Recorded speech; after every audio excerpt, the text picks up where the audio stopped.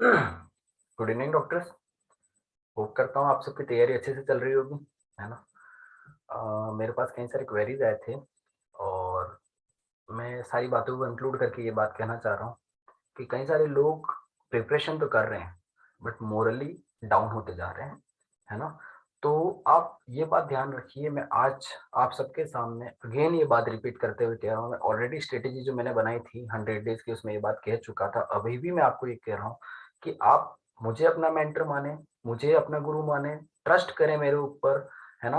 I am your faculty, that's why I am saying this कि अगर आप आज से भी शुरू करते हो, अगर आप आज भी जीरो हो, तब भी आप इस एग्जाम को बड़ा आसानी से पास कर सकते हो। किसी की बातों मत सुनो, इस दुनिया में सारे लोग आपको नेगेटिविटी की तरफ ले जाने की कोशिश करेंगे, आपको किसी की बात नहीं सुननी है, आपको सिर्फ मेरी बात पे ट्रस्ट करो। क्योंकि एक इजीएस्ट वे है, अपने आप से पूछो क्या 1 घंटे में 2 पेज पढ़ना कठिन है? पढ़ सकते हो ना 1 घंटे में 2 पेज? और दिन के 8 घंटे भी पढ़ा जा सकता है। अब आपको 8 घंटे इनकेस अगर बड़े लग रहे हो तो सुबह 2.5 घंटा, दोपहर में 2.5 घंटा, शाम में 2.5 घंटा और रात में आधा घंटा या 1 घंटा, इतना तो कोई भी कर सकता है ना। तो गाइस, अगर इतनी सी पढ़ाई से आपको आपकी जिंदगी भर के लिए एक लाइसेंस मिल जाए, तो दोस्तों ये पढ़ाई कोई भी कर लेगा, है ना। और इस आप अगर डेडिकेटेड हो तो आप ये बात मान के चलो कि आपको इस एग्जाम में पास होने से कोई नहीं रोक सकता, है ना। आप अपना जी जान एक करके लगा दो, है ना। आपने अपने आसपास कई सारे ऐसे एग्जाम्पल हमेशा देखे होंगे जिस आपको जिससे उम्मीद ही नहीं होगी। आपके कई सारे सीनियर्स ऐसे होंगे, आपके बैचमेट ऐसे हो सकते हैं, आपके जूनियर ऐसे हो सकते हैं जिनसे आपको उम्मीद ही नहीं होगी कि ये एग्जाम कैसे निकाल सकता है, लेकिन वो एग्जाम निकाल लेता है। क्यों? क्योंकि उसने इसी मोमेंट का सबसे ज्यादा यूटिलाइज किया था। क्योंकि स्टार्ट जो अब याद करोगे ना वो एग्जाम तक याद रहेगा। ये बात याद रखना कि जो लास्ट लास्ट में पढ़ा जाता है ना वो एग्जाम तक याद रहता है। क्यों? लास्ट मोमेंट्स के ऊपर आपकी प्रैक्टिसेस को या प्रैक्टिस सेशन को या फिर क्वेश्चन बैंक्स को या रिविजन्स को क्यों विगोरस, क्यों इतना एक्सट्रीमली फास्ट बनाया जाता है? उसका रीजन यही होता है कि आप अपने ब्रेन को एक इवोल्यूशन दे रहे होते हो, है ना। तो गाइज मैं आपसे यही कह रहा हूं कि अगर आप आज भी जीरो पे हो, प्लीज गाइज अब देरी मत करना, अब लग जाओ, जी जान एक कर दो, है ना। डू और डाई की सिचुएशन है। ये 2 मंथ अगर आपने खो दिए तो फिर गाइज फिर कुछ नहीं कह सकते। मगर अगर आपने ये मोमेंट आज अभी से स्टार्ट कर दिया पढ़ना और अभी से आपने ये मोमेंट संभाल लिए तो डेफिनेटली आप पास हो जाओगे, है ना। मेरी गुड विशेष आप सभी के साथ में है। तो आज के सेशन को हम लोग स्टार्ट करते हैं, ठीक है। मैंने ऑलरेडी इमेजेस पहले एक सेशन ले चुका हूँ। आप मेरे यूट्यूब चैनल के ऊपर विजिट करके लाइक एंड सब्सक्राइब कीजिएगा और प्लीज जरूर कमेंट भी कीजिए कि आपको कैसे लगे मेरे वीडियोस, है ना। तो आज के सेशन में सबसे पहली इमेज मैंने जो मोस्ट कॉमनली और बहुत वेरी हाई यील्ड है और हर अल्टरनेट अटेम्प्ट के अंदर पूछी जाती है, आप चाहो तो प्रीवियस ईयर क्वेश्चन मैंने मेरे टेलीग्राम ग्रुप में डाल रखे हैं 2002 से 2021 तक के। उसमें आप कहीं जितने भी इमेज या फिर आप कहीं पे भी जितनी भी इमेजेस आप देखेंगे वहां पे आपको ये 2-3 इमेजेस जरूर दिखेंगी जो मैं अभी आपके सामने ये स्क्रीन के ऊपर शेयर कर रहा हूँ। सबसे पहली इमेज जो इसमें नंबर 1 सिटी स्कैन दे रखा है सबड्यूरल हेमेटोमा का। इसका शेप हमेशा लेंटिकुलर शेप होगा। सबसे पहले ड्यूरल, सब ड्यूरल क्यों कहा गया है? बिकॉज ये ड्यूरा के नीचे की तरफ होता है। आपको अच्छे से मालूम है 3 लेयर्स होंगे, dura mater, arachnoid and pia mater. Depth mnemonic सबको मालूम होगा, है ना। तो ड्यूरा के नीचे फ्लूइड ब्लड का कलेक्शन हुआ था, दैट्स व्हाई इसको सब ड्यूरल हेमेटोमा कहते हैं, ठीक है। Second one is the extra ड्यूरल haematoma. Extra ड्यूरल haematoma आप समझ रहे हो क्या होता है? एक्स्ट्रा द ड्यूरा, ड्यूरा के बाहर की तरफ, है ना। तो इसका शेप लेमन शेप होगा। ये लेमन शेप आपको दिख रहा है इसमें, इसमें आपको ये लेमन शेप दिख रहा होगा, है ना इसका। और ये शेप होगा इसका लेंटिकुलर या बनाना शेप।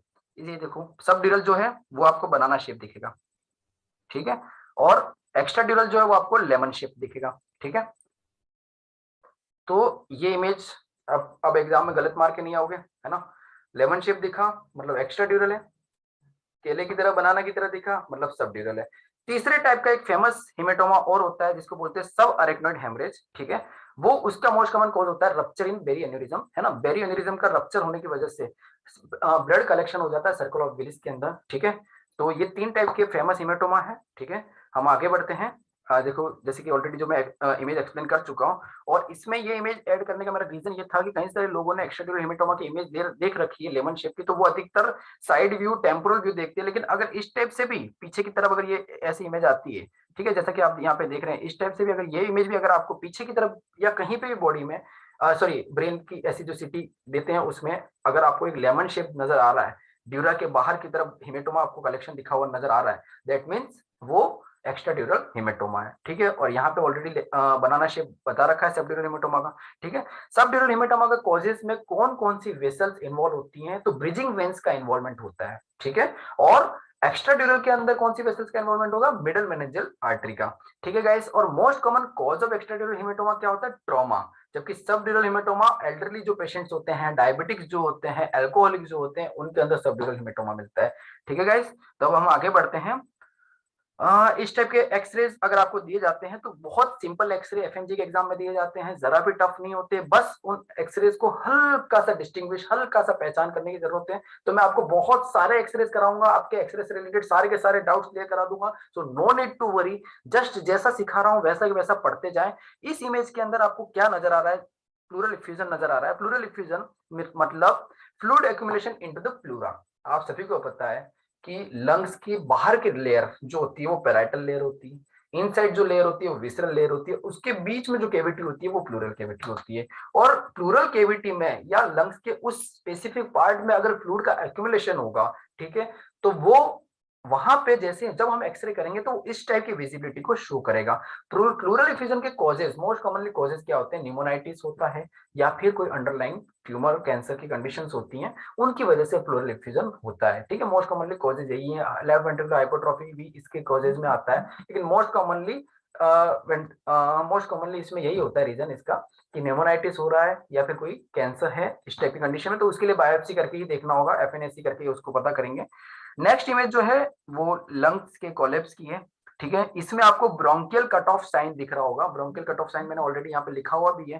ठीक है, इसमें क्या होता है, air leaks into the space between lungs and chest wall.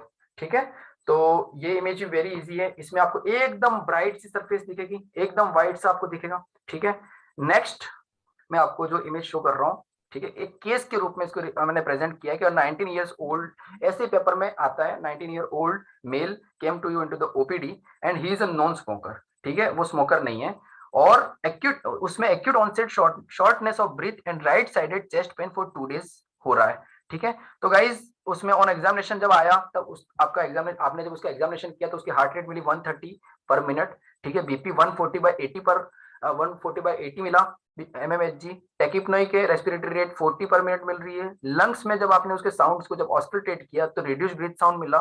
ठीक है, हाइपर रेजोनेंस मिला ऑन परकशन, जब परकशन किया आपने तो, और आपको नीचे इस टाइप से इमेज दे दिया।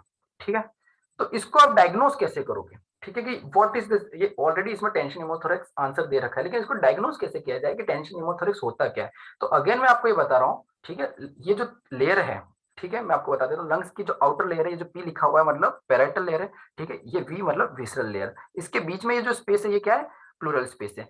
प्लूरल स्पेस के बीच में टेंशन न्यूमोथोरिक्स में क्या होता है, एयर पेनिट्रेट तो कर जाती है, एयर एंटर तो कर जाती है, लेकिन वापस बाहर नहीं जा पाती है ना, एयर एंटर हो जाएगी लेकिन निकल नहीं पाएगी। ठीक है, एयर का एंट्रेंस हो जाएगा, एग्जिट नहीं हो पाएगा। ठीक है, दूसरा इसके अंदर मोस्ट कॉमनली इसके अंदर आपको हार्ट रेट बढ़ी हुई मिलेगी। ठीक है, साथ में शॉर्टनेस ऑफ ब्रीथिंग मिलेगी। बीपी इस केस में जरूर बढ़ा हुआ है, अदरवाइज टेंशन न्यूमोथोरिक्स के केसेस में बीपी लो मिलता है, और एसपीओ2 भी रिड्यूस्ड मिलेगा, एसपीओ2 भी आपको क्या मिलेगा, कम मिलेगा। ठीक है, सेचुरेशन जो होगा ऑक्सीजन सेचुरेशन वो आपको और इस टाइप के केसेस के अंदर काफी लो मिलेगा। ठीक है, तो इसके और साथ में पेशेंट एक्यूट चेस्ट पेन की हिस्ट्री भी देगा, कंप्लेंट भी करेगा। ठीक है, तो इसके मोस्ट कॉमनली कॉजेज क्या हो सकते हैं, या तो कोई ट्रॉमा हो गया, या फिर आप कोई मेडिकल प्रोसीजर कर रहे हो उसके अंदर, या फिर हॉस्पिटल के अंदर जब मैकेनिकल वेंटिलेशन, जैसे कि आजकल कोविड में इंटुबेशन करना पड़ा था और उसमें काफी ज्यादा केसेस मिले थे टेंशन निमोथोरेक्स के, तो उसके कॉजेज यही था कि मैकेनिकल वेंटिलेशन के अंदर भी अगर किसी भी टाइप से डैमेज पहुंचा आपकी प्लूरा को और उसमें एयर एंटर होगी और वो एयर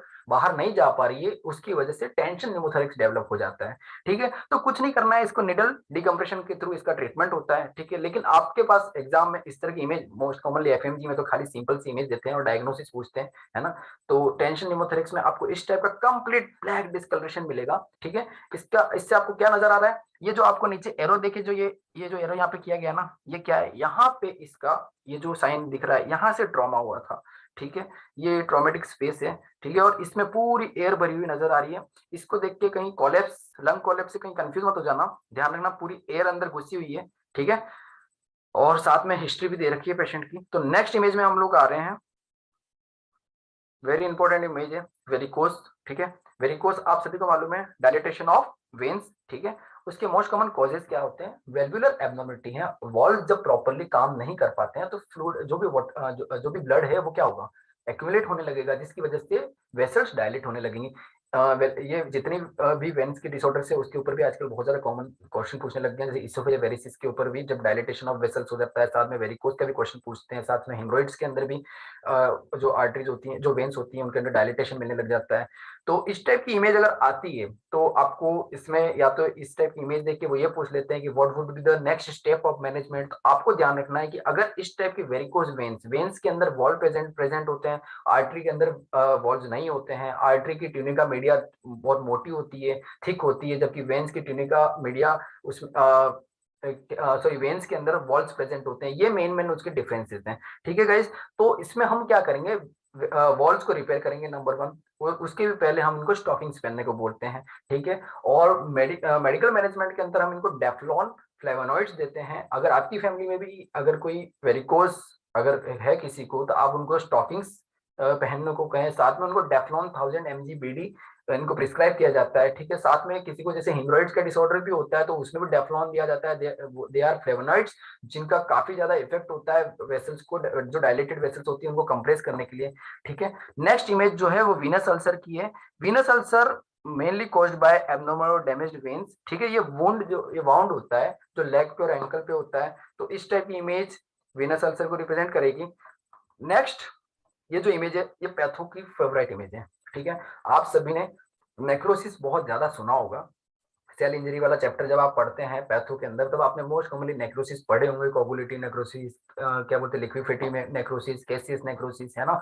तो फेट नेक्रोसिस, फिब्रिनोइड नेक्रोसिस, ये आपने सारे नेक्रोसिस मुझे पता है कि आप सभी ने पढ़ रखे होंगे, आपकी जहां पे भी पैथो हो रखी है वहां से। तो सबसे पहले मैं एग्जांपल ड्राई गैंग्रीन का देना चाहता हूँ, बिकॉज सबसे पहले आप लोग अधिकतर कोगुलेटिव नेक्रोसिस ही पढ़ते हो। Number one type of necrosis के अंदर हम कोगुलेटिव नेक्रोसिस पढ़ते हैं, जिसमें ये most commonly all solid organs में होता है except CNS, brain and spinal cord के अलावा जितने भी ऑर्गन्स हैं उन सब के अंदर कोगुलेटिव नेक्रोसिस मिलता है।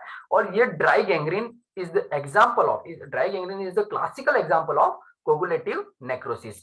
Wait gangrene, wait gangrene is the example of लिक्विफेक्टिव necrosis. CNS, brain, इसमें कोई भी इंफाक्शन या इसमें कोई भी नेक्रोसिस मिलेगा ब्रेन में, तो वो नेक्रोसिस क्या होगा, वेट लिक्विफेक्टिव नेक्रोसिस, ठीक है।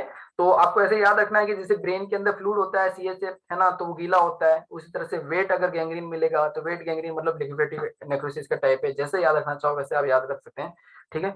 नेक्स्ट इंपोर्टेंट इमेज है जो कि इस बार एम्स में पूछी गई है, तो इसके मोस्ट कॉमनली चांसेस है, 2 बार रेगुलर आईएनसीटी में रेगुलर इस क्वेश्चन को पूछा गया है, तो एफएमजी के हिसाब से मैंने इस क्वेश्चन को स्पेशली डाला है ना। आप डेफिनेटली इसको अच्छे से पढ़ के जाना, है ना, कि ये एक ट्रांसलिमिनेशन टेस्ट है, टेस्ट का नाम पूछा गया था, लेकिन इस टेस्ट के बारे में मैं बता देना चाहता हूँ कि ये बॉडी की सारी cavities, not only hydrocele, scrotum को ही, इसमें स्क्रोटम की इमेज दे रखी है, तो स्क्रोटम को ही के अंदर की ही एब्नॉर्मलिटी को डायग्नोस करने के लिए नहीं, ये बॉडी की कोई भी कैविटी के अंदर किसी भी टाइप की या किसी भी ऑर्गन के अंदर किसी भी टाइप की कोई एब्नॉर्मलिटी है तो उसको डायग्नोस करने के लिए, उसको पता करने के लिए ट्रांसलिमिनेटर होता है, जिसको एक लाइट होती है जिसके थ्रू ट्रांसलिमिनेशन दिया मतलब टेस्ट किया जाता है, ठीक है, और उससे डायग्नोस किया जाता है, ठीक है।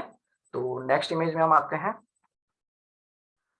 हाँ, मोस्ट फ्रीक्वेंटली आप सबने जितने भी एफएमजी की तैयारी कर रहे हैं, आपने सर्जरी में, पैथो में, रेडियो में, ये इमेजेस जो अभी मैं आपके सामने रख रहा हूँ वो डेफिनेटली हर बार फील की होगी, ठीक है। सिंगल बबल साइन कहाँ मिलता है, डबल बबल साइन कब मिलेगा, ट्रिपल बबल साइन कब मिलेगा, तो आप सभी को अच्छे से मालूम है कि पाइलोरिक स्टेनोसिस एक ऐसा डिसऑर्डर है जिसमें आप लोगों ने सबने सुन रखा होगा, पाइलोरिक स्टेनोसिस मतलब पाइलोरिक जो वॉल्व होता है वहां पे अगर स्टेनोसिस मतलब कॉन्स्ट्रिक्शन हो जाना, ठीक है, तो उसकी वजह से वहां पे एक बबल बनता है, ठीक है। जब हम एक्सरे कराते हैं तब उसमें एक बबल मिलता है, ठीक है।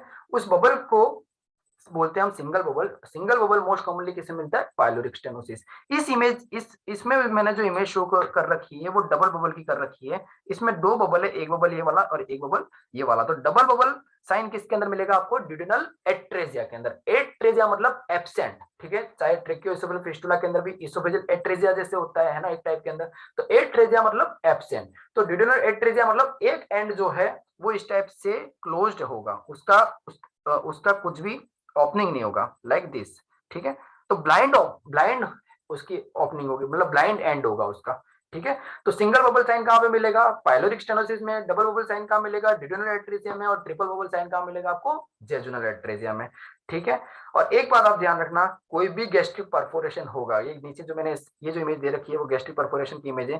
ठीक है। और आप सभी को पता है किसी भी परफोरेशन में जीआईटी की जो भी गैसेस बनेंगी, जब वो गैसेस निकलेंगी तो एक्सरे के अंदर कहीं पे वेंटेशन परफोरेशन होगा, ठीक है, तो उसके कारण गैसेस निकलेंगे और वो गैसेस एक्सरे में इस टाइप से शो होंगी। ठीक है। तो गाइस प्लीज गलत मत करके आना, मैंने बहुत अच्छे से आपको ये इमेजेस समझाई हैं। ठीक है। नेक्स्ट इंपॉर्टेंट इमेज है ब्रेस्ट। ठीक है गाइस, ये वो टॉपिक है आप हर बार, मतलब चाहे कोई भी एग्जाम हो, एफएमजी का हो, नीट पीजी का हो, आईएनआईसीटी का हो, कोई भी एग्जाम हो, इवन राजस्थान के मेडिकल ऑफिसर के एग्जाम में, यूपीएससी सीएमएस के एग्जाम में, हर जगह इस ब्रेस्ट एक ऐसा टॉपिक है जहां पे 4 से 5 क्वेश्चन जरूर पूछे जाते हैं। या तो इसके ऊपर इसके जिन के ऊपर पूछ लेंगे, बरका 1 के ऊपर, बरका 2 के ऊपर पूछ लेंगे, या फिर इसकी या फिर इसका डायग्नोसिस पूछ लेंगे, इसकी स्टेजेस पूछ लेंगे, टीएनएम स्टेजिंग पूछ लेंगे, है ना। तो मोस्ट कॉमनली क्वेश्चन किस टाइप से आता है? इस तरह से आएगा कि 37-year-old female came to the OPD with the following presentation, जो कि ये इमेज दे रखी है। So what is the staging of the carcinoma? ठीक है। तो इसमें जो कार्सिनोमा की स्टेज कौन सी होगी, तो आप सभी को पता होना चाहिए कि ये जो अपीयरेंस हो रहा है, ये अपीयरेंस पीयूडी ऑरेंज अपीयरेंस है। और पीयूडी ऑरेंज अपीयरेशन में जो अल्सरेशन होता है that is due to subdermal lymph obstruction, है ना। जो डर्मिस के नीचे की जो लिम्फ्स होती हैं उनमें ऑब्स्ट्रक्शन की वजह से होता है। और ये टीएनएम स्टेजिंग की T4B स्टेप है। वैसे आप कंप्लीट टीएनएम स्टेजिंग जरूर पढ़ के जाना, बीराट स्कोरिंग जरूर पढ़ के जाना, डेफिनेटली एग्जाम में पूछी जाती है। लेकिन वेरी वेरी हाई यील्ड जो टॉपिक है वो उनमें से एक ब्रेस्ट टॉपिक है। तो गाइस ब्रेस्ट प्लीज प्लीज पढ़ के जाना, बिकॉज 4 से 5 नंबर का इंपॉर्टेंस 148 149 वालों को अच्छे से मालूम होता है। अगर आप लोग 150 की बाउंड्री को क्रॉस करना चाहते हैं तो एक एक नंबर को जोड़ते हुए आगे बढ़े, है ना। एक एक टॉपिक, इंपॉर्टेंट टॉपिक को पढ़ते हुए आगे बढ़े। ठीक है गाइस। तो इस टाइप का अपीयरेंस अगर आपको एग्जाम में नजर आए तो वो अपीयरेंस होगा पीयूडी ऑरेंज का, ठीक है, ब्रेस्ट कैंसर का। और ये स्टेज कौन सी होगी टीएनएम के अंदर? T4B। ठीक है गाइस। तो मैं आपको इससे रिलेटेड एक ट्रिपल असेसमेंट टेस्ट भी बताना चाहता हूँ, ठीक है। और इसमें क्या होगा, जनरली क्लिनिकल एग्जामिनेशन करते हैं, ठीक है, जिसमें डॉक्टर कोशिश करता है क्लिनिकली एग्जामिनेशन करने की। नेक्स्ट स्टेप ऑफ एग्जामिनेशन क्या होती है? रेडियोलॉजिकल एग्जामिनेशन, जिसको 2 टाइप से डिवाइड किया गया है, अल्ट्रासोनोग्राफी एंड मेमोग्राम। मेमोग्राम तो 40 ईयर्स की एज के बाद में किया जाता है, बिफोर 40 ईयर्स यूएसजी किया जाता है। 40 ईयर्स के बाद में इसलिए किया जाता है क्योंकि ब्रेस्ट के टिश्यू तब डेंस हो जाते हैं, जिसकी वजह से बहुत इजीली समझ में आने लग जाता है। एक क्वेश्चन और ये पूछा जाता है कि पॉपकॉर्न कैल्सिफिकेशन कहां पे मिलता है? तो ब्रेस्ट एडिनोमा के अंदर पॉपकॉर्न कैल्सिफिकेशन मिलेगा। साथ में थर्ड जो ट्रिपल असेसमेंट टेस्ट के अंदर जो स्टेप है वो है एफएनएसी, है ना, फाइन नीडल एस्पिरेशन करेंगे। ठीक है। ट्रू कट बायोप्सी भैया बहुत ज्यादा महंगी होती है, बहुत ज्यादा करोड़ों में होती है। That's why true cut biopsy को इतना इजीली मतलब नहीं इसको डायग्नोसिस के लिए यूज में लाया जाता है। मोस्ट कॉमनली ट्रिपल असेसमेंट के अंदर क्लिनिकल एग्जामिनेशन होगा, then radiological examination, then FNAC किया जाता है। ठीक है। तो गाइज इसको प्लीज जरूर पढ़ के आना। इस टाइप की अगर इमेजेस आती हैं एग्जाम में, डिम्पलिंग मिलेगी, है ना, तो इन सब चीजों को जरूर अच्छे से करके आना, है ना, गलत मत करना। नेक्स्ट जो इमेज है वो है लिपोमा की और सीबीसी सिस्ट की। लिपोमा क्या है? It is a common benign fatty tumour, ठीक है, जिसको बड़े आराम से रिमूव किया जा सकता है और बहुत रेयरली मैलिग्नेंट है। इसके अंदर बिल्कुल भी मैलिग्नेंसी के बहुत रेयर चांसेस होते हैं। ठीक है। लिपोमा में इसमें आपको देख रहे हो फैटी फैटी ट्यूमर है, एक टाइप का फेट टिश्यू उसमें मतलब वहां पे आपको मिलेंगे। ठीक है। नेक्स्ट जो सीबेसिस सिस्ट है, ये तो एक टाइप का मिसनोमर है ना। सीबेसिस सिस्ट इसको एपिडर्मोइड सिस्ट भी बोलते हैं। मिसनोमर इसलिए बोलते हैं क्योंकि इसका कोई भी सीबेशियस ओरिजिन नहीं है, सीबेसिस ग्लैंड का इसमें कोई भी रोल नहीं होता है। तो इस टाइप की इमेज सीबेशियस सिस्ट की, और ऊपर जो मैंने इमेज बता रखी है ये वाली, ये लिपोमा की इमेज है। ठीक है। तो गलत मत करके आना। लिपोमा के अंदर फैटी टिश्यू का ट्यूमर होगा। ठीक है। It is a common benign fatty tumour, ये इजीली रिमूव हो जाता है और ये रेयरली मैलिग्नेंट होता है। सीबेशियस सिस्ट के बारे में बता चुका हूँ, ये एपिडर्मोइड सिस्ट भी कहलाई जाती है। साथ में it is a misnomer because इसका कोई भी सीबेशियस ओरिजिन नहीं होता है। ये आप नेक्स्ट इमेज देख रहे हो पेरियोडिड की स्वेलिंग की, ठीक है, और ये इमेज है रेनुला की। तो पेरियोडिड की स्वेलिंग के मोस्ट कॉमनली कॉजेज क्या क्या होते हैं? किसी भी टाइप का पेरियोडिक डक्ट के अंदर ऑब्स्ट्रक्शन। आप लोगों ने मम्स तो मोस्ट कॉमनली सुन ही रखा होगा, मुझे मालूम है। इस इमेज को देखते ही आपके दिमाग में सबसे पहले मम्स आया होगा, लेकिन मैं ये कहना चाहता हूँ कि मतलब मोस्ट कॉमन कॉजेज में मम्स हो गया, वायरल इन्फेक्शन हो गया, वो तो होते ही है। लेकिन मोस्ट कॉमनली इसके कॉजेज क्या क्या है? तो मोस्ट कॉमन कॉजेज में पेरियोडिक डक्ट के अंदर ऑब्स्ट्रक्शन हो गया। ऑब्स्ट्रक्शन के कॉजेज क्या क्या है? कोई भी कैल्शियम या किसी भी स्टोन का वहां पे डिपोजिशन होना, स्टोन बन जाना, ठीक है, मैंने आगे यहाँ पे एक्सप्लेन करा है, मतलब ठीक है, तो किसी भी टाइप का स्टोन वगैरह कुछ बन के अगर वहां पे बन जाता है जिसकी वजह से पैरोटिड डक्ट के अंदर अगर ऑब्स्ट्रक्शन हो जाता है तो उसकी वजह से पैरोटिड ग्लैंड में स्वेलिंग हो जाती है। और रेनुला जो है वो सबलिंगुअल जो सिस्ट बनने लग जाती है, वहां पे फ्लूइड का एक्युमुलेशन होने लग जाता है, सलाइवा का एक्युमुलेशन होने लग जाता है, जिसकी वजह से इसका ब्लूइश डिस्कलरेशन होता है। जनरली इसमें तो ये रेड कलर की दिख रही है, लेकिन आप इसमें हल्का सा देखोगे तो इसमें ब्लू कलर का डिस्कलरेशन मिलेगा, ठीक है। तो गाइज रेनुला सिंपली पूछते हैं, दैट्स व्हाई मैं सिंपली बता रहा हूँ आपको, है ना, जैसा पूछा जाता है वैसा ही। नेक्स्ट इमेज, हाँ देखते ही आप सबको समझ में आ गया होगा कि ये कितनी ही ज्यादा इंपॉर्टेंट इमेज है, ठीक है। इसमें दो क्वेश्चंस, मतलब ये मान के चल लो जीआईटी में सर्जरी के पार्ट से 5-7 क्वेश्चन जो मैं अभी बोल रहा हूँ वो फिक्स ही है। नंबर 1 जेंकर डायवर्टिकुलम की रेडियोलॉजिकल इमेज आती ही आती है, या तो जेंकर डायवर्टिकुलम की इमेज आएगी या फिर किलियन डेहिसेन के ऊपर क्वेश्चन आएगा।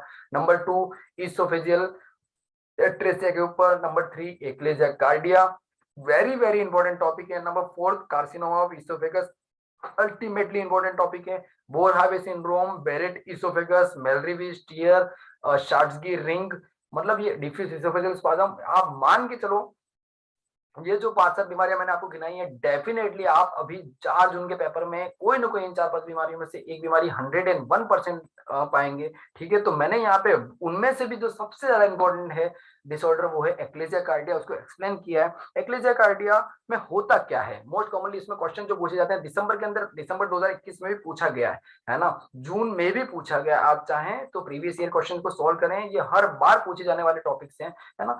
तो होता क्या है जनरली, लोअर इसोफेजियल स्फिंक्टर का टोन मोस्ट, या मैं एक क्वेश्चन पूछना चाह रहा हूं आप लोगों से सबसे, ठीक है, आप लोग बताइए कि इसमें लोअर इसोफेगल स्फिंक्टर जो होता है, लोअर इसोफेगस का जो स्फिंक्टर होता है उसका टोन बढ़ेगा या घटेगा, आप बताइए। एलईएस का टोन बढ़ना चाहिए या घटेगा? एलईएस का टोन बढ़ेगा, बट अगर मसल का टोन बढ़ेगा तभी तो लोअर इसोफेगस ऐसे टाइट हो जाएगा नीचे से। अगर टोन इंक्रीज होगा, इंक्रीज टोन होने की वजह से तो मसल एक दूसरे से नीचे से कॉन्स्ट्रिक्ट हो जाएगी, एकदम टाइट हो जाएगी ना, ठीक है। तो टोन बढ़ने की वजह से, टोन घटेगा तो ढीला हो जाएगा, लेकिन टोन बढ़ेगा तो टाइट हो जाएगा, ठीक है। चगास डिजीज भी इसका कॉजेज है, ठीक है, माइंट्रियल प्लेक्सस के अंदर लफड़ा, है ना।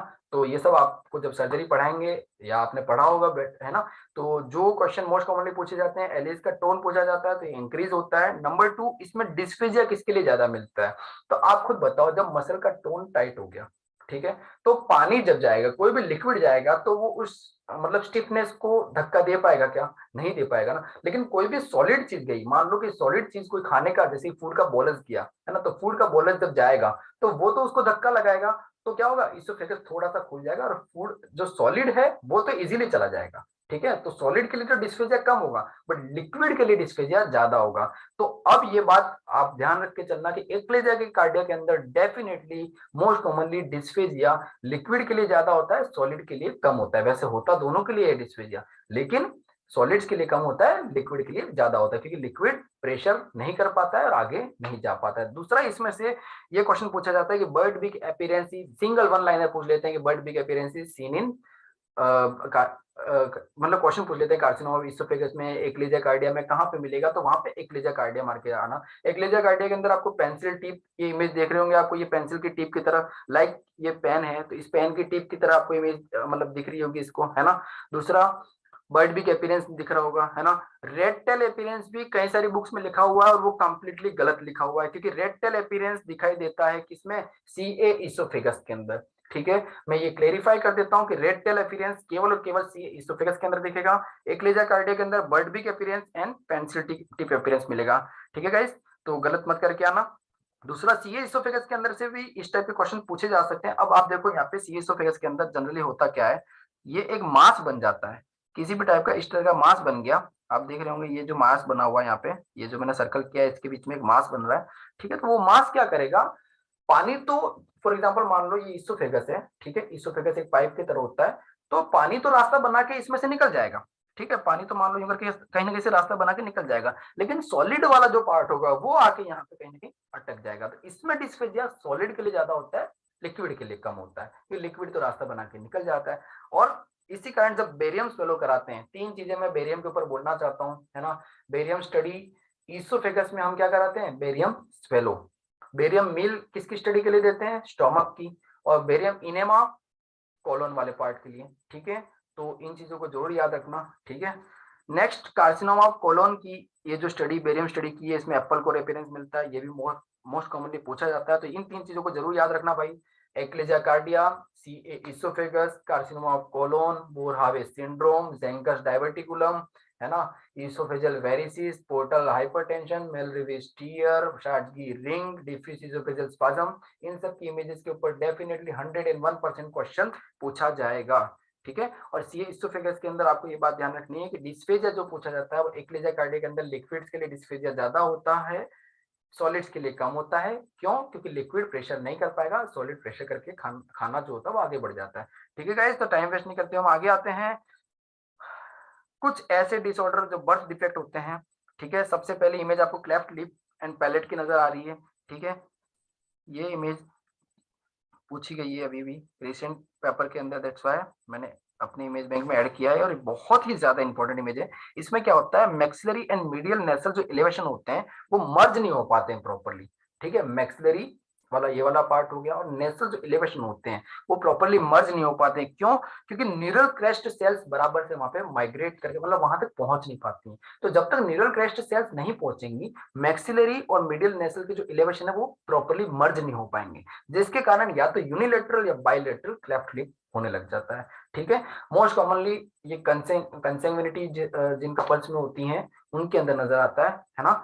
नेक्स्ट इमेज जो है वो स्पाइना बाइफिडा की है, ठीक है। स्पाइना बाइफिडा जो है वो आप ये जो देख रहे हैं, एक सेकंड, ठीक है। ओपन न्यूरल ट्यूब डिफेक्ट, ठीक है, इसमें दे रखा है। न्यूरल ट्यूब डिफेक्ट के ऊपर मैं बायोकेमिस्ट्री में आपको बता चुका हूँ, ठीक है। फोलिक एसिड का बहुत कॉमन रोल होता है ना, प्रेगनेंसी के अंदर न्यूरल ट्यूब डिफेक्ट से बचा प्रिवेंशन करने के लिए, तो फोलिक एसिड को भी आप याद रखिएगा। साथ में ये ओपन एंटीरी का और न्यूरल ट्यूब डिफेक्ट का मतलब क्या है, सीएनएस का कोई भी पार्ट अगर एक्सपोज हो रहा है, ठीक है, चाहे वो एनएनसीफेली हो, चाहे स्पाइना बाइफिडा हो, है ना, तो उसको ओपन न्यूरल ट्यूब डिफेक्ट बोलते हैं। नेक्स्ट इमेज जो है वो सिस्टिक हिग्रोमा की है। इस सिस्टिक हिग्रोमा में क्या होता है, फ्लूइड फिल्ड सैक होता है यहाँ पे, ठीक है। रीजन क्या होता है, रीजन इसका ये है कि लिम्फेटिक वेसल्स के अंदर ब्लॉकेज हो गया, ठीक है। ये देख रहे हो आप यहाँ पे लिम्फेटिक वेसल्स के अंदर, यहाँ पे जो लिम्फेटिक वेसल्स होंगी उसके अंदर ब्लॉकेज हो जाएगा, और वो ब्लॉकेज जो होगा उस ब्लॉकेज की वजह से फ्लूइड फील्ड होने लग जाएगा, ठीक है। नेक्स्ट इमेज जो दे रखी है वो ओम्फेलोसिल या गैस्ट्रोसाइसिस की दे रखी है। आप सभी को पता होना चाहिए कि ओम्फेलोसिल में और गैस्ट्रोसाइसिस में डिफरेंस क्या है। ओम्फेलोसिल जो रहेगा वो कवर्ड सेक रहेगा, ठीक है। ये जो सेक दिख रहे हो, इसमें जो सेक दिख रहा है आपको ये वाला कवर्ड है, ठीक है। तो ये तो ओम्फेलोसिल है। और गैस्ट्रोसाइसिस के अंदर आपको क्या मिलेगा, इसमें ओपन रहेगा, इसके ऊपर कोई सेक नहीं रहेगा, है ना। ये एक टाइप का वो एब्डोमिनल वॉल डिफेक्ट है जिसमें अगर आपको इस टाइप की इमेज दे दी गई है ना, क्योंकि आजकल उनके पास एग्जाम में ज्यादा क्वेश्चन है नहीं, तो वो आपको वर्ड प्ले कर सकते हैं, है ना, आपके साथ। तो ओम्फेलोसिल में हमेशा गैस्ट्रिक सेक इस टाइप से बाहर आएगा, जो भी प्रोट्रूजन होगा, प्रोट्रूजन मतलब एबनॉर्मल जो एब्डोमिनल वॉल डिफेक्ट के कारण जो भी एबनॉर्मल अंदर का कोई भी ऑर्गन बाहर आ रहा होता है, चाहे इंटेस्टाइन बाहर आ रही है, एक टाइप से हर्निया है एक टाइप का ये, ठीक है। तो जब वो बाहर आता है, अगर वो सेक के साथ बाहर आ रहा है तब तो वो ओम्फेलोसिल है, and without sac non covered आ रहा है तब वो गैस्ट्रोसाइसिस है, ठीक है। आगे आते हैं, नेक्स्ट इमेज है एलिफेंटियासिस की, ठीक है। ये इसमें क्या होता है, क्रोनिक लिम्फेडिमा होता है। इसका मोस्ट कॉमन कॉज क्या है, फिलेरिसिस। जैसे कि मैंने लास्ट सेशन जब लिया था मैं आपको तब ये बताया नहीं था, है ना, फिलेरिसिस के ऊपर। तो इसमें क्या होगा, वेसल्स और लिम्फ नोड्स डायलेट हो जाते हैं, ठीक है। और इसका ट्रीटमेंट भी पूछा जाता है, तो ट्रीटमेंट भी आपको लिखना है आइवरमेक्टिन, ठीक है। बाकी इसको ट्रीट होने के बावजूद भी इसमें कई बार हमको कॉस्मेटिक सर्जरी की जरूरत पड़ती है, तो कॉस्मेटिक सर्जरी इन सब के अंदर करते हैं। तो एलिफेंटिसिस वेरी कॉमन है, आपने बचपन से देखा ही होगा, ठीक है। इसमें बता रखा है due to damage lymphatic system, है ना। नेक्स्ट इमेज जो है, इस इमेज को कभी पेरोटिड इन्फेक्ट, एक सेकंड, पेरोटिडाइटिस से कंफ्यूज मत हो जाना, ठीक है। ये benign lympho epithelial cyst of parotid है ना, एंड सबमेंडिबुलर ग्लैंड है, ठीक है। तो इससे आप कंफ्यूज मत हो जाना, सिंपली है, सिस्ट बनी हुई है ना, तो ज्यादा कंफ्यूज नहीं होना है। नेक्स्ट जो इसमें ये जो है, ये क्या है, ये बेसल सेल कार्सिनोमा है, ठीक है। मेलेनोमा है, स्क्वेमस सेल कार्सिनोमा है, क्या है, ये बेसल सेल कार्सिनोमा है। और बेसल सेल कार्सिनोमा एक ऐसा कार्सिनोमा होता है जो कि आउटर मोस्ट लेयर पे होता है, और दूसरा ये कहीं पे भी स्प्रेड नहीं होता है, और ये ज्यादा रिस्क नहीं होता है, इसमें टेंशन लेने वाली बात नहीं है। Most commonly basal cell carcinoma ही होता है। ये जितने भी स्किन के ऊपर जो कार्सिनोमा होते हैं उनके कॉजेज क्या क्या है, स्किन पे जो जो कार्सिनोमा होते हैं उनके most common causes UV rays हैं, ठीक है, या फिर जेनेटिक्स है, ठीक है। नेक्स्ट स्क्वेमस सेल कार्सिनोमा जो होता है वो अगर ट्रीटमेंट कर दिया जाए तो उससे प्रोटेक्शन मिल सकती है, लेकिन मेलेनोमा जो होता है वो डेडली होता है। ठीक है गाइस, तो तीन टाइप के ही स्किन कैंसर के ऊपर क्वेश्चंस आते हैं। पहला आ गया बेसल सेल कार्सिनोमा, दूसरा हो गया स्क्वेमस सेल कार्सिनोमा, तीसरा हो गया मेलेनोमा। ठीक है, तो basal cell carcinoma most commonly होता है, कोई दिक्कत की बात नहीं है, ये कहीं पे स्प्रेड नहीं करता है। सेकंड जो होता है वो स्क्वेमस सेल कार्सिनोमा होता है, अगर ट्रीटमेंट कर दिया जाए तो पेशेंट बच जाएगा। If left untreated then definitely ये पेशेंट मर जाएगा अगर स्क्वेमस सेल कार्सिनोमा के अंदर ट्रीटमेंट नहीं दिया जाए। थर्ड जो होता है melanoma, melanoma most commonly deadliest होता है। तो ठीक है गाइस, क्वेश्चन गलत मत करके आना। अब दिसंबर 2017 के अंदर ये क्वेश्चन पूछा गया है। ठीक है, सबसे पहले इस टाइप से मैं आपको यही बता दूं, आईएनआईसीटी में ही पूछा गया था, दिसंबर 2017 में भी ये क्वेश्चन पूछा गया एफएमजी के अंदर। तो आप लोगों को बता देना चाहता हूं कि आप ये देख रहे हो इसमें किडनी का ये यहाँ पे ये जो व्हाइट कलर का जो ये रेडियो ओपेक जो स्ट्रक्चर नजर आ रहा है आपको, ये वाला, ठीक है, ये रेडियो ओपेक जो स्ट्रक्चर है वो स्ट्रक्चर क्या है, स्टोन है। ठीक है, एक मिनट,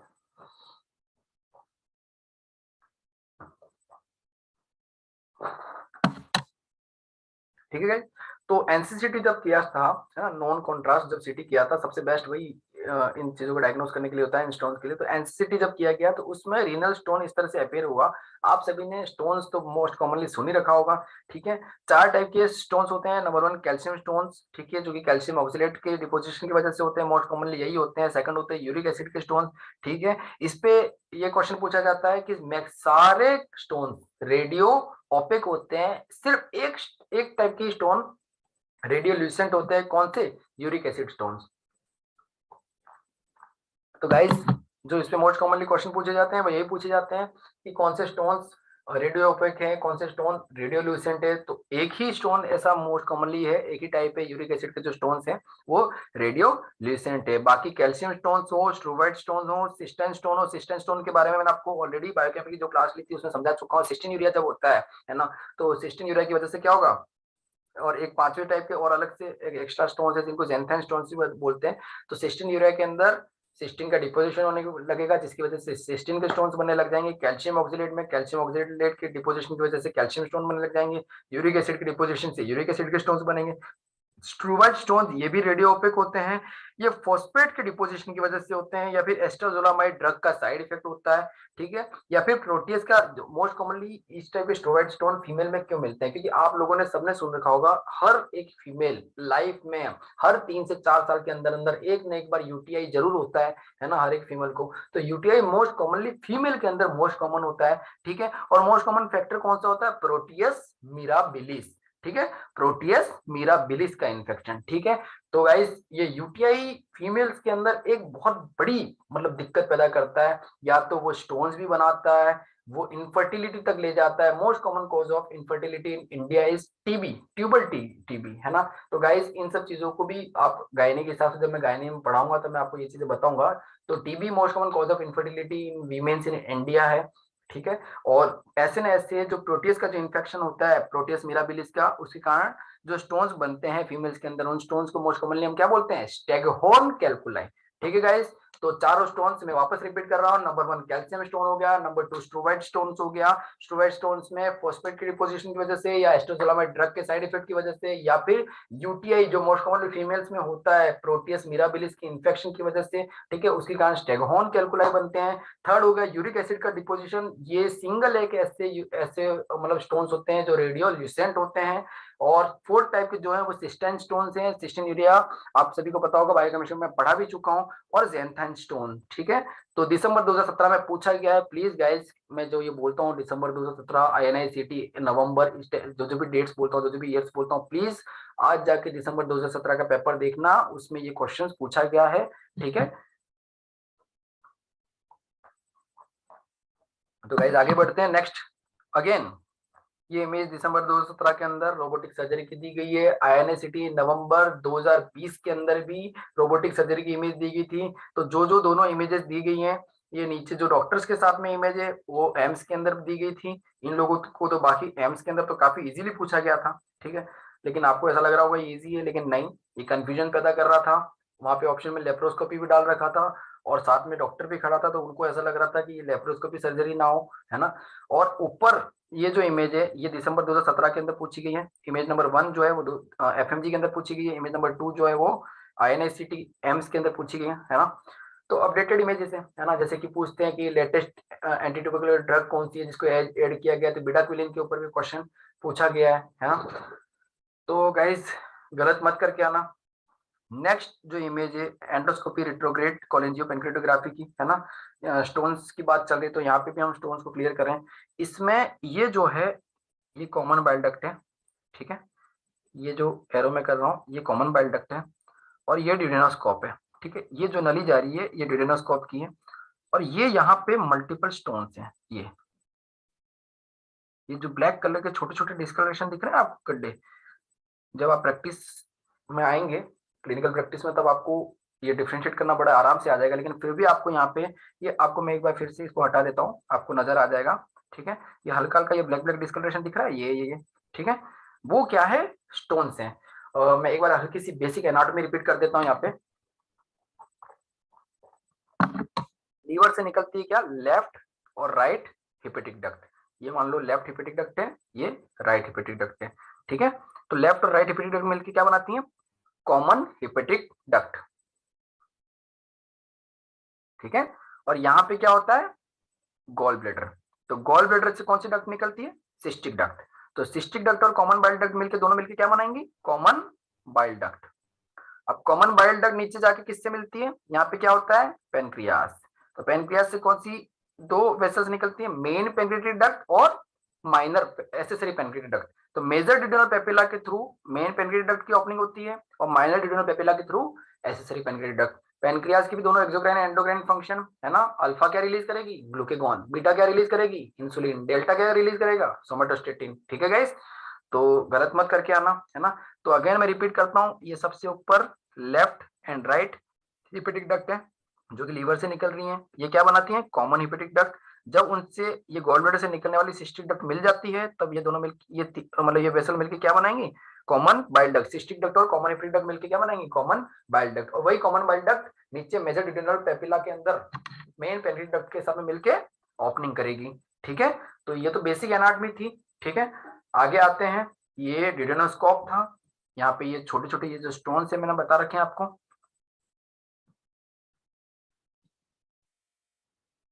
ठीक है। तो गलत करके मत आना गाइस। नेक्स्ट इमेज जो है अल्सरेटिव कोलाइटिस की है, ठीक है। अल्सरेटिव कोलाइटिस में क्या होगा, डिफ्यूज इन्फ्लामेशन होगा, इरिथेमेटस इन्फ्लामेशन मिलेगा आपको, ठीक है। आप सभी ने most common inflammatory bowel disease में सुना ही होगा, है ना, कि अल्सरेटिव कोलाइटिस क्रॉन डिजीज दोनों के बारे में मोस्ट कॉमनली सुन रखा होगा आपने, है ना। मोस्ट कॉमन डिसऑर्डर्स हैं जिनके बारे में पेपर के अंदर हमेशा पूछा जाता है ना। एफएमजी के पेपर में ये जरूरी 80-20 का रेशियो है ना। 80% जो मोस्ट इंपॉर्टेंट है वहां से आता है, 20% जो लेस इंपॉर्टेंट है वहां से आता है। बस ये लोग कर क्या रहे हैं, जो बहुत इंपॉर्टेंट टॉपिक्स हैं उनको क्लिनिकल फॉर्म में कन्वर्ट कर दिया है। मैं बहुत जल्दी मैं विद इन 24 आवर या मतलब बहुत 1 या 2 दिन के अंदर अंदर ही मैं क्लिनिकल सेशंस लेना भी स्टार्ट करूंगा। मेरे नेक्स्ट क्लिनिकल वीडियोस भी मैं अपलोड करूंगा कि मैं, और 1919 टोटल 19 सब्जेक्ट के जितने भी क्लिनिकल क्वेश्चंस हैं उनको क्लिनिकल सीनियरों से कैसे पूछा जाता है और क्या क्या क्वेश्चंस आते हैं क्लिनिकल सेशन मैं जो टेस्ट एंड डिस्कशन देता हूँ मेरे कोचिंग के अंदर, उस उनको मैं यहाँ पे लाइव यूट्यूब पे आप सबके सामने रखूंगा। और आपका क्लिनिकल सिनेरियो बूस्ट करने के लिए प्रॉपर एग्जाम में नेक्स्ट पैटर्न में किस तरीके से वो इन इंपॉर्टेंट टॉपिक्स होता सिंपल नहीं है, बस उसको क्लिनिकली कन्वर्ट कर देते हैं। तो कैसे पूछते हैं उसके लिए मैं वीडियोस बनाऊंगा। तो अभी मैं आपको ये बताना चाह रहा हूँ कि Crohn disease and ulcerative colitis. तो मोस्ट कॉमनली इसमें ये पूछा जाता है, क्रोन डिजीज जो है वो जीआईटी में कहीं पे भी होती है, या तो इसकी लोकेशन पूछते हैं। Ulcerative colitis only large intestine तक लिमिटेड रहता है, ठीक है। क्रोन डिजीज सारी लेयर्स में, ठीक है, ट्रांसम्यूरल होता है, ठीक है। इसके अंदर स्किप लेजन मिलते हैं, कॉबलस्टोन अपीयरेंस मिलता है, आप सभी ने सुन ही रखा होगा। इसमें जो अल्सर होता है पेनिट्रेट करता है सारी लेयर्स में, ठीक है। अल्सरेटिव कोलाइटिस में याद रखना, इसमें ओनली म्यूकोसा इन्फ्लेम्ड होती है जब आप एंडोस्कोपी करते हो, है ना। तो या डिडेनोस्कोपी मतलब अल्सरेटिव कोलाइटिस में जब एंडोस्कोपिक इमेज जब आप देख रहे होते हो, तब आप अंदर जब देखते हो तब आपको म्यूकोसा ही इरिथमेटस दिखेगी, उसमें अल्सर दिखेंगे म्यूकोसा म्यूकोसा के अंदर रेडनेस दिखेगी एकदम, है ना। तो इसी के कारण हम उस रेडनेस को और उस इन्फ्लामेशन को कवर करने के लिए एक ड्रग भी पूछी गई है, ठीक है। नीट पीजी 2021 के अंदर पूछा गया था, तो आप लोग इसको गलत मत करके आना, ठीक है। ये नीट पीजी के अंदर पूछा गया है मेसालेमाइन के अंदर, है ना, कि अल्सरेटिव कोलाइटिस के अंदर इन्फ्लामेशन को लिमिटेड करने के लिए कौन सी ड्रग दी जाती है, मेसालेमाइन, और इसका रूट पूछा गया था, तो इसका रूट होता है ओरल। तो ये जो अपडेटेड क्वेश्चंस हैं इनको प्लीज जरूर पढ़ के जाना, ठीक है गाइस। तो अगेन मैं रिपीट कर देता हूँ, ulcerative colitis and Crohn disease, ठीक है। क्रोन डिजीज जीआईटी में कहीं भी हो सकती है। अल्सरेटिव कोलाइटिस ओनली कोलाइटिस, नाम से स्पष्ट है, कोलोन का इन्फ्लेमेशन लार्ज इंटेस्टाइन के अंदर होगा, ठीक है। और अल्सरेटिव कोलाइटिस केवल म्यूकोसा को इन्फ्लेम करेगी, जबकि क्रोन डिजीज में सब ट्रांसम्यूरल होता है, सारी लेयर्स इनमें इन्वॉल्व होंगी। अल्सर जो होगा वो सारी लेयर्स के अंदर पेनिट्रेट करेगा, इसमें स्किप लेजन्स में भी मिलेंगे, कोबलस्टोन अपीयरेंस मिलेगा, ठीक है गाइस। तो ये बात ध्यान रखना। और क्रोन डिजीज में ऊपर फेट डिपोजिशन होने लग जाता है, ठीक है। तो ये आप सभी को पता ही होगा अच्छे से। नेक्स्ट जो इमेज है उसमें ये आप जो स्मॉल बल्जिंग जो पाउच देख रहे हैं, ठीक है, short tooth appearance, short tooth appearance is seen इन, अगर रेडियोलॉजी के हिसाब से पूछते हैं तो आपको इसका आंसर करना है। देखिए डायवर्टिकुलोसिस, ठीक है, diverticulosis short tooth appearance is seen इन, अगर जीआईटी इस टाइप की इमेज दे रखी है तो वो डायवर्टिकुलोसिस है। लेकिन अगर वो ईसीजी दिया गया है वहां पे, है ना, या फिर हार्ट के हिसाब से पूछा गया है, तो short tooth appearance is seen in atrial Flutter, ठीक है। तो गाइस शॉर्ट टूथ अपीयरेंस दो जगह मिलेगा, ठीक है, इस टाइप से होता है शॉर्ट टूथ, बता देता हूँ आपको, ठीक है। तो इस तरह के दांत का जो अपीयरेंस होता है, टूथ का जो अपीयरेंस होता है, उसको शॉर्ट टूथ अपीयरेंस बोलते हैं। ईसीजी में एट्रियल फ्लटर में देखने को मिलता है, ठीक है।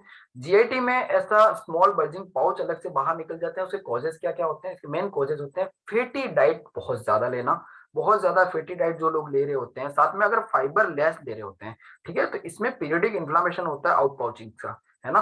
तो उसकी वजह से डायवर्टिकुलोसिस के अंदर शॉर्ट टूथ अपीयरेंस देखने मिलता है, ठीक है। तो नेक्स्ट जो इंपॉर्टेंट इमेज है वो इमेज है इंटरसेप्शन की, ठीक है। इंटरसेप्शन के अंदर ऐसा सिंपली भी वन लाइनर भी पूछ लेते हैं कि target sign is seen in और crescent sign is seen in, तो वहां पे ऑप्शंस होंगे, वहां पे आप इंटरसेप्शन मार के आएंगे, मेरे को मालूम है। लेकिन इसका क्लिनिकली अगर पूछा गया कि इसको कोई केस बना के पूछ लिया गया, तो ऐसा होता है कि पेशेंट आएगा, उसको ऐसा क्रैम्प होगा, मेल पेशेंट है ना, फीमेल पेशेंट में तो मेंस्ट्रुअल क्रैम्प के साथ में आप, है ना, कंफ्यूज हो सकते हो, लेकिन मेल पेशेंट्स अगर आपको क्वेश्चन ऐसा दे देते हैं कि मेल पेशेंट है, या फिर हो सकता है फीमेल ही बना के दे दे ताकि क्वेश्चन थोड़ा और डिफिकल्ट बना दें, है ना। एक मिनट,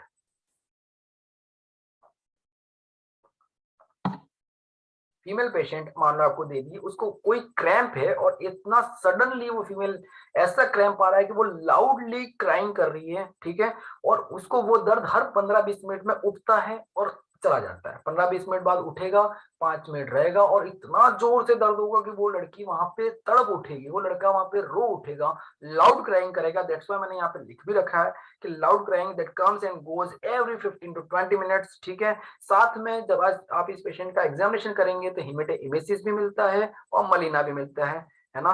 तो आपको ये पता होना चाहिए इंटरसेप्शन मतलब any kind of obstruction in intestine, ठीक है। तो उस ऑब्स्ट्रक्शन की वजह से इस टाइप की क्लिनिकल कंडीशन देखने मिलती हैं, ठीक है। तो इंटरसेप्शन में आपको क्या मिलेगा, टारगेट साइन मिलेगा या फिर क्रिसेंट साइन मिलेगा। तो गाइस आज का जो इंपॉर्टेंट इमेज का सेशन था वो इसी इमेज के साथ में खत्म होता है, और होप करता हूं कि आप सभी बहुत अच्छे से पढ़ रहे होंगे। अब मैं बहुत जल्दी क्लिनिकल सेशंस भी लेने वाला हूं, तो प्लीज गाइस आप जो जो भी मेरा वीडियो देख रहे हैं, प्लीज लाइक एंड सब्सक्राइब करें, कमेंट भी करें, आपके व्यूज भी रखें, और मेरे टेलीग्राम चैनल के अंदर प्लीज जुड़ जाइए, है ना, क्योंकि उसमें मैं कई सारी पीडीएफ डालता हूँ, है ना। मेरे टेलीग्राम चैनल का नाम है FMGE made easy with doctor Priyam Bhatt, है ना। मैं इस वीडियो के डिस्क्रिप्शन में मेरे टेलीग्राम ग्रुप का लिंक डाल दूंगा और नाम भी डाल दूंगा, आप टेलीग्राम में सर्च करके उस ग्रुप में जाके पीडीएफ देख सकते हैं, ठीक है। पीडीएफ और कई सारे मैं एमसीक्यूज भी उसमें अपडेट करता हूँ, और इस क्लास रिगार्डिंग या वीडियो रिगार्डिंग इन्फॉर्मेशन वहाँ डालता रहता हूँ, है ना। और सेकंड मेरी आप सभी से प्लीज एक रिक्वेस्ट है कि प्लीज मेरे चैनल को लाइक एंड सब्सक्राइब करें, साथ में इस मेरे हर एक वीडियो के अंदर अपने कमेंट्स एंड अपने व्यूज दें, है ना। Thank you guys, thanks a lot. और आप सभी के इन लाइक सब्सक्राइब और व्यूज और कमेंट्स के सपोर्ट से मुझे मोटिवेशन मिलेगा, और डेफिनेटली मैं आप लोगों के लिए और ऐसी वीडियो लाता रहूंगा और ऐसी वीडियो बनाता रहूंगा, और डेफिनेटली ये वो हाई यील्ड टॉपिक्स हैं जो आपको एफएमजी 4 जून 2022 के अंदर डेफिनेटली सपोर्ट करेंगे और आपकी प्रिपरेशन को बूस्ट करेंगे, ठीक है guys. So wish you all good luck.